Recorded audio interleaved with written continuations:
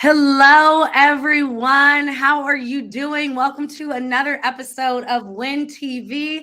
I am your host today, Managing Editor Micha Green, and I am so incredibly excited to be chatting with Jared Harrington, who is the founder of Beat the Odds. But he's been a little busy with something called NBA Africa. So we're going to talk about all those things, but as you all know, I like to say sharing is caring. So before we even get into the nitty gritty of things, I'm going to share this stream and I want you all to do so as well. And Jared, I know you're probably using your phone, so just Hmm. you can share the stream after. How's that sound? It sounds perfect. Perfect, perfect, perfect. So I guess let's just jump into it. For how are you doing first and foremost? I'm doing good. I'm a little busy these days, but I'm actually home back in DC now, so I'm feeling blessed. Well, tell the people what you've been up to, and then we'll get into some of the exciting things that you have going on this week. Yeah, for sure. Well, like you said before, I'm a current NBA Africa player. I've been in NBA Africa for the last 3 years. Before that, I was in Asia. That's actually where I started my company, Beat the Odds.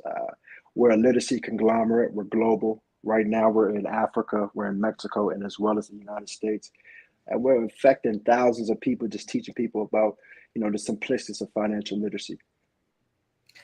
And why did you find that teaching financial literacy was important or anything Mm. that needed to be taken outside of sort of your world?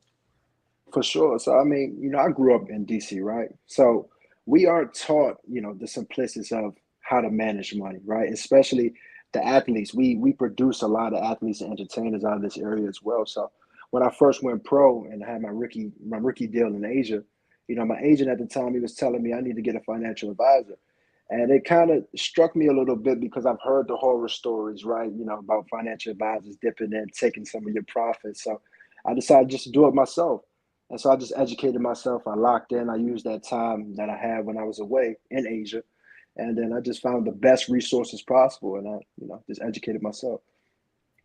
And so what are some of the sort of basics Mm. that you like to relay and ensure that those in your programming with Beat the Odds Mm. understand? Well, we're focused on relatable literacy, right? So we don't like beating people up upside their head with a lot of book text and all that. Those we want to make it more some real world examples. Like right now, I'm off an iPhone. I go around, I speak at a lot of places. I say, okay, how many of you people own an iPhone? Everybody raise their hand or stand up. Then I say, okay, put your hand down or sit down if you own an Apple stock. The whole Mm, room just sits down. And mm. it's just key things like that that really wakes us up because we're consumers when in actuality we can be owners.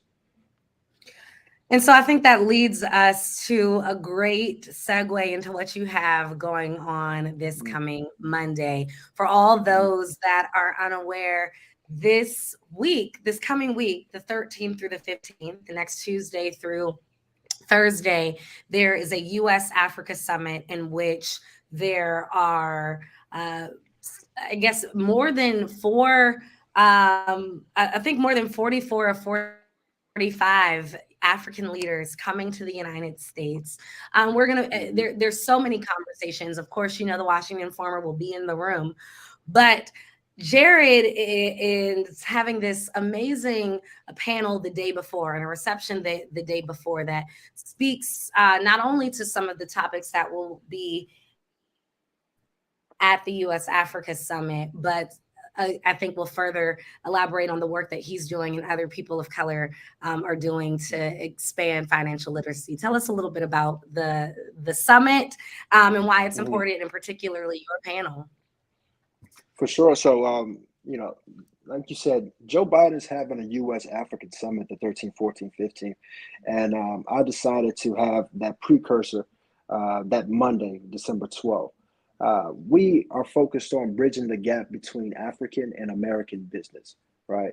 It's too many times we hear about Africa, right? We hear about the Afro beats, right? It's a nice little wave that's going around in Africa.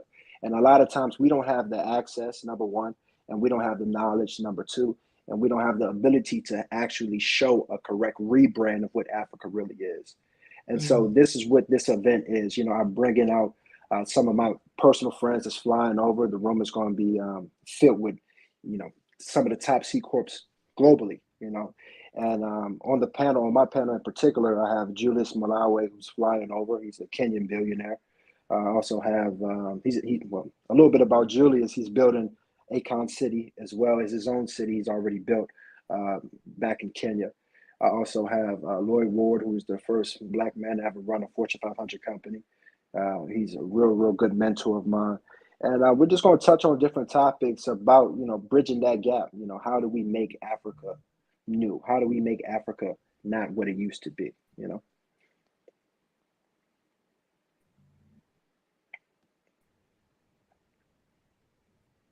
You, I don't think that folks understand as an athlete with NBA Africa, you have really had the ability to understand some of the needs of the people there on the continent and in different countries, but also how we can work together as African Americans and Black Americans in the United States with Mhm. our brothers and sisters on the continent. Can you talk about talk a little bit about what you've seen and why this exchange is so important? In Africa, to be honest, I've seen greatness. I've seen millions. I've seen, so much agriculture, so much private equity that has really, surprised me. Me growing up in the DC area. When we think about Africa, we hear about, having to give money. We hear about them being in poverty. But in actuality, if we look at just from an African American standpoint, out of the 10 billionaires that we have, 50% of them come just from Nigeria alone, right? So it's like it's little things that really, it kind of messes your mind up a little bit, and it forces you to have that rebrand and that re-mindset of what's actually going on in our planet. And what do you hope people take away from your panel this coming Monday? Mm. I want people to take away just the one thing you will always hear me say: the rebrand. Right, the number one branders that we have on this planet is America, the land of the free, the home of the brave, right? But when we think about Africa, we think about poverty, we think about negativity. In actuality, even with me bringing out these two gentlemen as well, you'll see billionaires, you'll see guys that's coming and doing African business as an American, who is Lloyd Ward, who has Tanzanuts, which is one of the major influencers, producers of cashews throughout East Africa, right? And so, when you see how we can mesh together and we can work together and keep our diaspora strong, it's an eye opener for us. And I got to ask you, Jared, Mm. because obviously Beat the Odds is so incredibly important, but you sort of got the impetus to start this business while you Mhm. having been an athlete abroad. Tell us how you've been received in some of these countries, and why Africa ended up sort of being um, a staple not only for your career as an athlete, but also how you've continued Beat the Odds.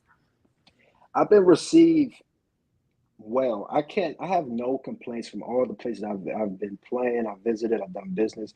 I've been received very well. I think people really see my heart. People really see, where I want to scale this thing, right? And financial literacy and other forms of literacy in general are very important and key to our society, right? We are not in the 1920s anymore. Mhm. This is we are 1 degree of separation, right? So it's a lot of things that's changing, and we have to change with the times.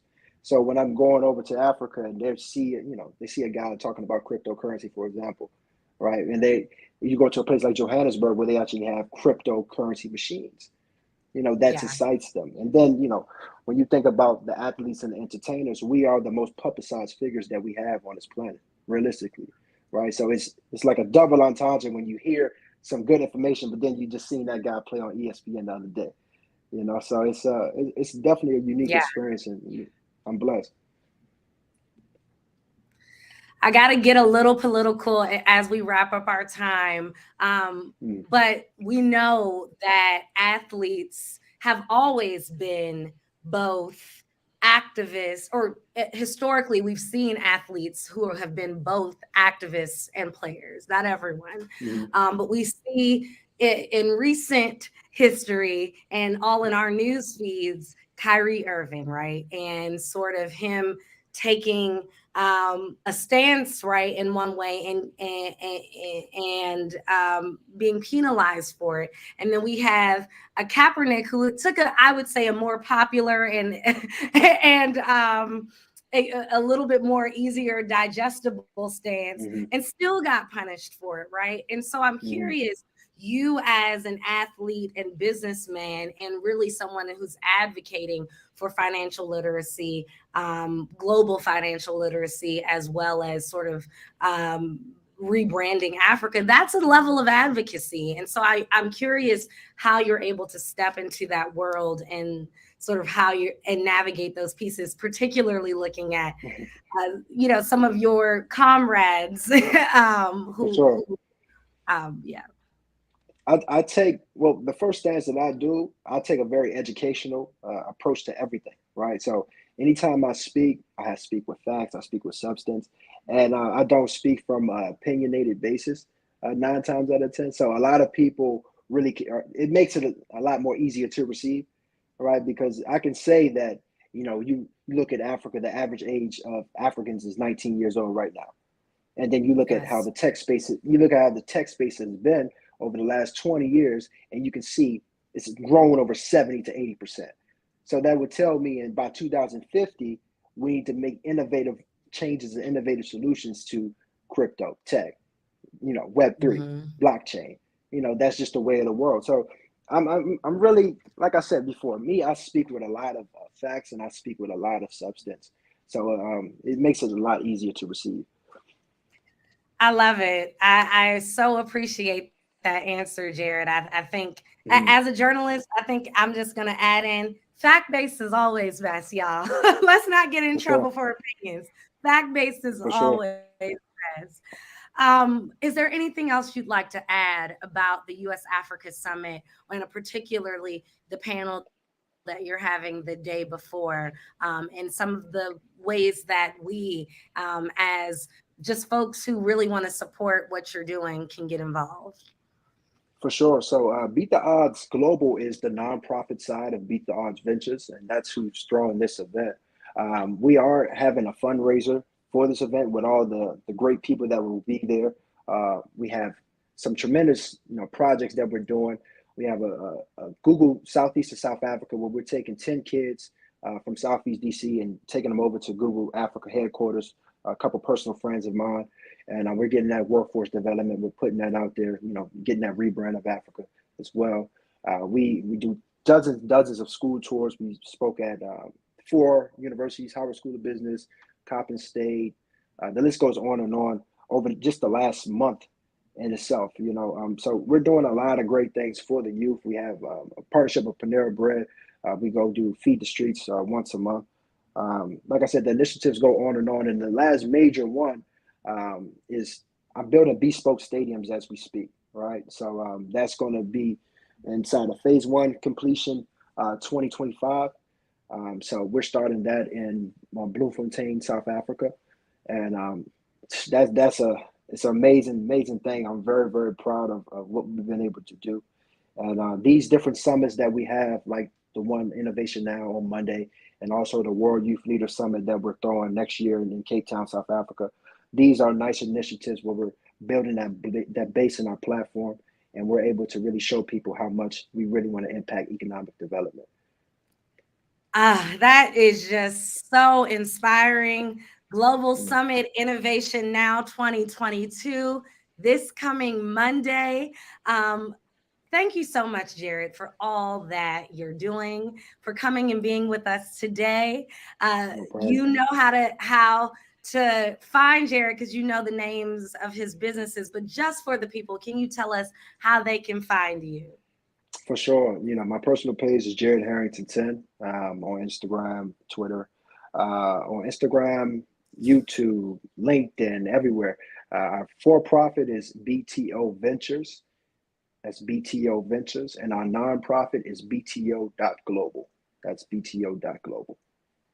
All right, you all, you heard it from Jared Harrington, CEO of Beat the Odds, NBA Africa player. You can find the information in the chat. And I just thank you all again for tuning in. I'm going to give a shout out to my daddy because he's tuned in all the way from Shout out Medellin, Pops. Colombia. And he's also a basketball player. So I knew he'd enjoy this in a major way, who's also really, really passionate about financial literacy. So thank you to all those tuning in. Remember, sharing is caring. Share this stream. And with that, take care, everybody. Take care.